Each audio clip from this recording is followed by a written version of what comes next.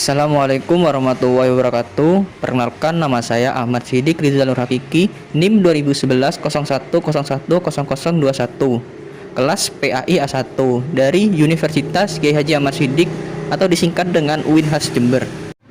Di sini saya akan menjelaskan tentang model pembelajaran kooperatif. Pengertian: kooperatif learning berasal dari dua kata, yaitu kooperatif dan learning. Kooperatif berarti kerjasama dan learning berarti belajar.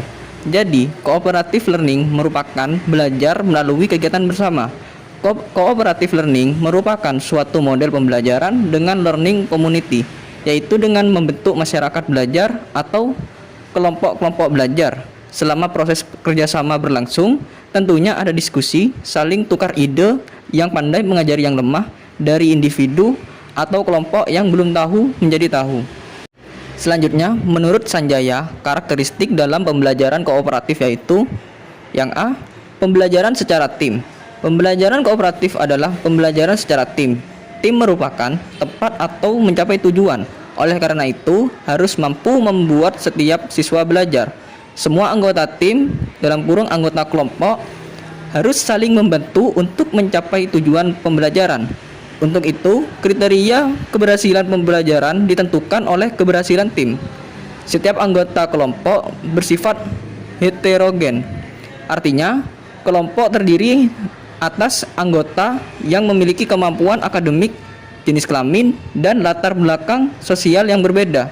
Hal ini dimaksudkan agar setiap anggota kelompok dapat saling memberikan pengalaman, saling memberi dan menerima, sehingga diharapkan setiap anggota dapat memberikan kontribusi terhadap keberhasilan kelompok. B. Berdasarkan pada manajemen kooperatif. Manajemen mempunyai 4 fungsi, yaitu: yang pertama, fungsi perencanaan menunjukkan bahwa pembelajaran kooperatif memerlukan perencanaan yang matang agar proses pembelajaran berjalan secara efektif. Misalnya, tujuan apa yang harus dicapai, bagaimana cara mencapainya, apa yang harus dilakukan untuk mencapai tujuan itu, dan lain sebagainya.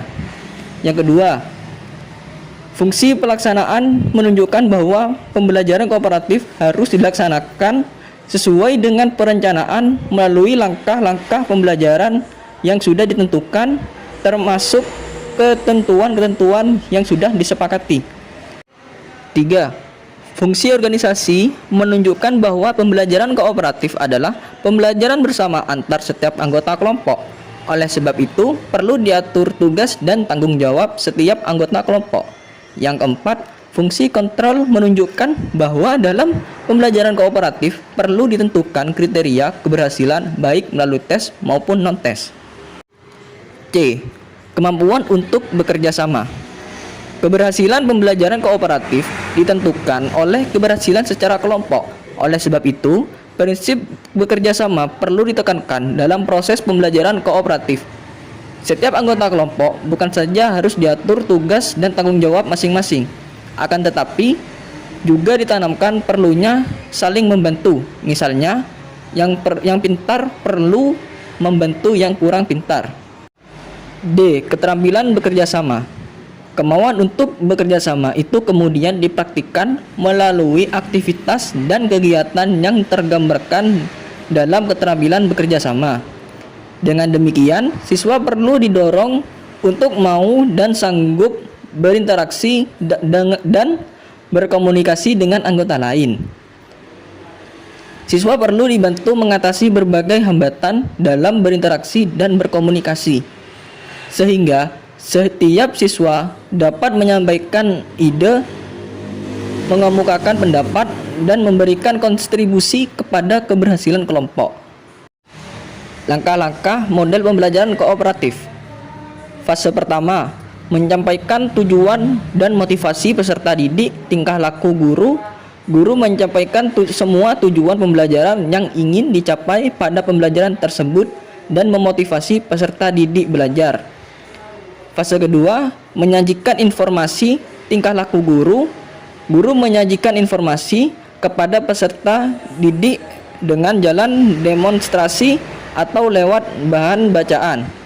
Fase ketiga, mengorganisasikan peserta didik dalam kelompok kooperatif tingkah laku guru.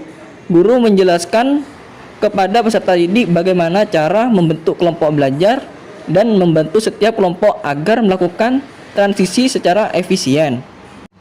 Fase 4. Membimbing kelompok bekerja dan belajar. Tingkah laku guru. Guru membimbing kelompok-kelompok belajar pada saat mereka mengerjakan tugas mereka. Fase kelima, evaluasi tingkah laku guru. Guru mengevaluasi hasil belajar tentang materi yang telah dipelajari atau masing-masing kelompok mempresentasikan hasil kerjanya. Fase keenam, memberikan penghargaan tingkah laku. Guru mencari cara untuk menghargai baik upaya maupun hasil bekerja individu dan kelompok. Kurang lebihnya mohon maaf. Wassalamualaikum warahmatullahi wabarakatuh.